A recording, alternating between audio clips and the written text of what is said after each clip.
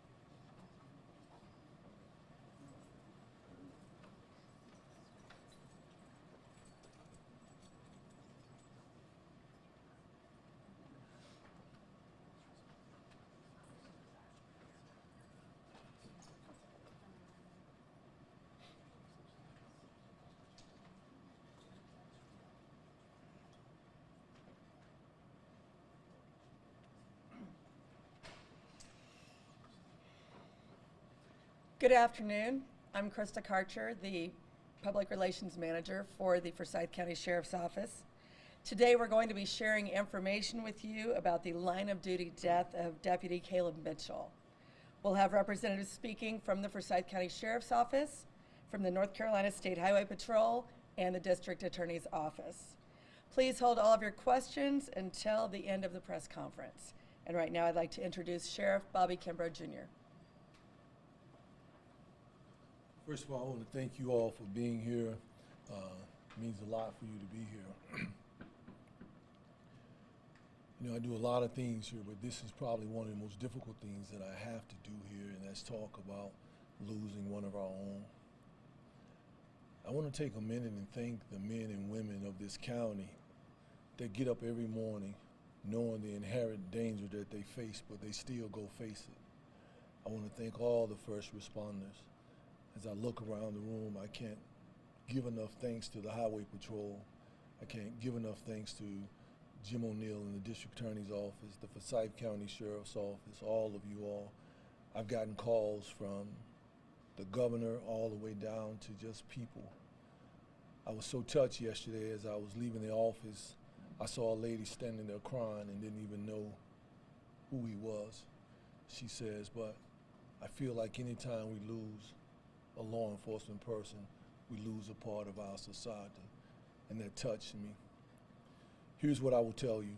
On Saturday morning, at approximately 6 o'clock that morning, in the 7400 block of Walnut Cole in the county of Forsyth, Deputy Kaleb Mitchell was en route to relieve his fellow deputies involved in another incident the night before. While en route, he was involved in a motor vehicle accident. I was given a call about 6:30. When I arrived at the hospital, the ER doctor said that he had succumbed to his injuries. Here's what I will tell you is that Deputy Mitchell joined the Forsyth County Sheriff's Office. He and his brother. He has a brother that works here by the name of Mitchell that works and serves alongside of him. What I will tell you is that he leaves a wife. He leaves a 2-year-old son and a wife that's pregnant 5 months with a daughter, a mother, a father-in-law that serves with the local police department.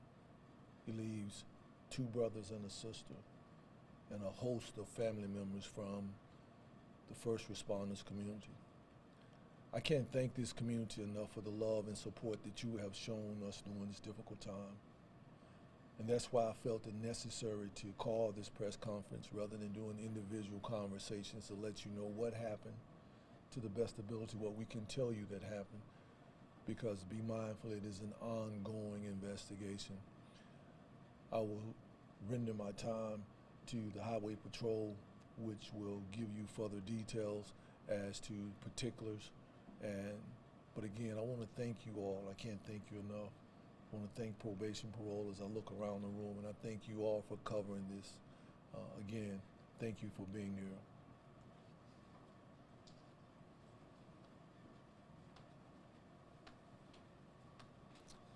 Hey there, I'm Trooper Whit Eford with the North Carolina State Highway Patrol.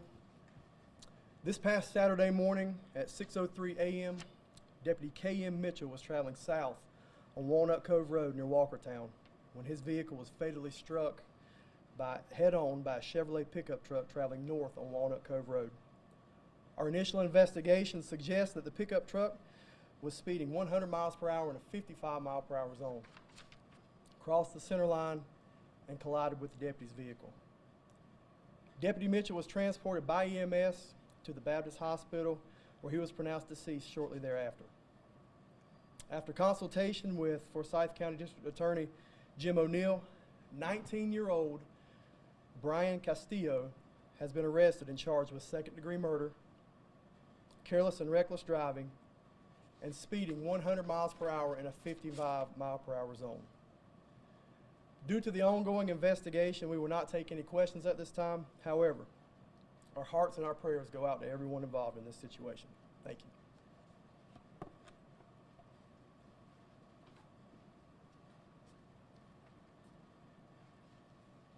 Hello, you all. My name is Imani Coltrane, and I'm a legal assistant for the District Attorney's Office here in Forsyth County. You will now hear from Forsyth County's elected District Attorney, Jim O'Neill.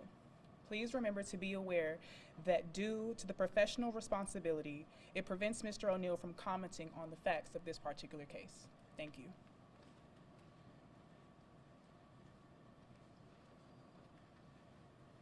Thank you, Monty.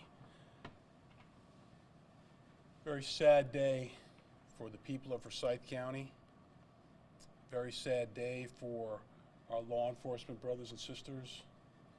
Sheriff Kimbrough, my office has been really upset about the things that have happened in this community over the course of the weekend. And in our line of work, we have to be able to quickly shift from the tragic news that we received on Saturday morning and immediately get into a mindset where we have to assist Sheriff Kimbrough, the investigators from the Highway Patrol, to be sure they're getting all the resources they need to complete a thorough investigation. The community demands that. Members of law enforcement demand that. Everybody involved in the criminal case demands that as well. We started getting the calls from Sheriff Kimbrough. He called me early Saturday morning, let me know about this terrible case. What we have to do once we are involved and called by the sheriff to get involved, we have to look at the evidence, we have to consider the facts, we can help the Highway Patrol obtain search warrants. Ultimately, it's the job of the Highway Patrol and their accident reconstruction team to come up with evidence that must be presented to a magistrate in determining what's the appropriate charge here. We worked on this all day Saturday. We worked on this all day Sunday. Got up this morning, we started again. So what does the state have to do in order to be able to prove a case of second-degree murder as it involves a motor vehicle death? First of all, we have to be able to show that a death has occurred. And then it's the obligation of the state to be able to prove that the murder was committed with malice. Now, most of us think about the word malice and we think about ill will, spite, those sorts of things. That's commonly referred to under the law as actual malice. Well, the law also allows a second kind of malice.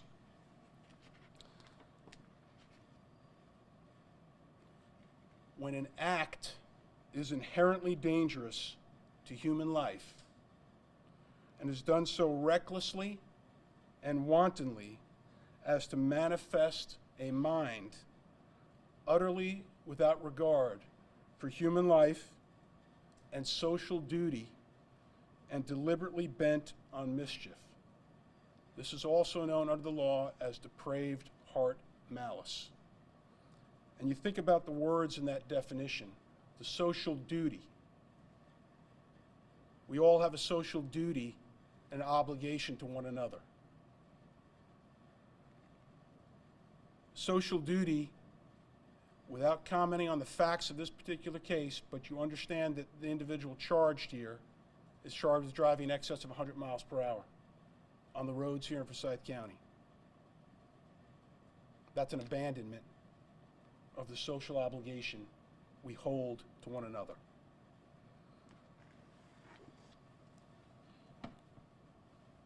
You look at this case, and I want to be sure the public understands that while we certainly mourn for Deputy Mitchell and his family, we grieve with them. That when you look at the facts in a particular case and you substitute Deputy Mitchell out for a mom driving a minivan heading to daycare and to drop her kids off that are also in the minivan, but for the grace of God, the facts could have been changed. So this defendant is being treated the same way he would be treated as if he killed a non-law enforcement officer. It's the social obligation and the duty that we owe to one another to drive safely on the roads in this community. The defendant was charged today with second-degree murder. Evidence was presented to a magistrate. The magistrate determined that probable cause did in fact exist. His next court date is going to be March the 19th in courtroom 308. He'll be brought before a judge tomorrow morning to be sure that he understands the charges that he's faced with, to make a determination about an attorney. And then his next court date will be on March the 19th. Now, I understand that there's going to be a lot of questions that people still have, but I remind you this. As the prosecutor, my job is also to ensure that the defendant receives a fair trial, not tainted by information disseminated to the public prior to his day in court. So there's very limited information that we can share with you other than what we've given you already today. Before I sit back down, is there anything that I need to reiterate? Okay, Sheriff Kimbrough, John, you got a question? One question. You was initially charged with misdemeanor death by vehicle. Now Correct. it's upgraded to second-degree murder. You kind of explained that, but can you just tell our readers why the charge is upgraded? Sure. So any investigation is an ongoing investigation where information is made available to the district attorney's office, to the investigation team. We look at that and we evaluate that, and then we have to make a determination based on the information that we receive whether or not it's appropriate to go before a magistrate to seek a higher charge. And without comment again on the facts of this particular case, that's what we did here. Are you able to tell us what his bond is? He's currently held under no bond allowed. This individual has 2 prior convictions in Texas based on paperwork. What are those and when did they happen? I'm not at liberty to say that, answer those questions for you. I think all those things will be revealed at the appropriate time. But again, I have to be sure that I'm protecting the defendant's right to a fair trial as well. Are we aware if they're pending charges are pending in other places? Other than what you've just mentioned, no.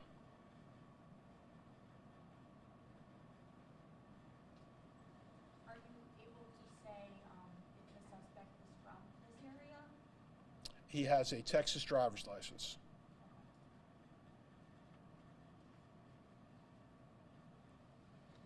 So here's my ask of the community. Again, I appreciate the support and love that you've given us. My ask of the community is that you pray for the family. Pray for the men and women that get up every day and serve. Be kind to one another. Because through the midst of it all, we still wake up having to serve.